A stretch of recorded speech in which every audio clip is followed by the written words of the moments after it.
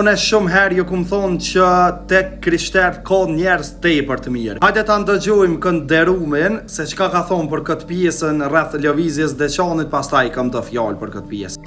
Po lëvizja e Deçanit është duke e njollos kishën katolike, kontributin me shekuj të kishës katolike, njësoj si ISIS-i që ka njollos Islamin. Une vetë jam besimtar katolik. Vlera e asnjë religioni nuk rritet duke ofenduar religionin tjetër. Ne jetojmë me shekuj bashkë në tolerancë vetare dhe një falënderim i veçantë për tolerancën vetare ta kanë shumicës muslimane.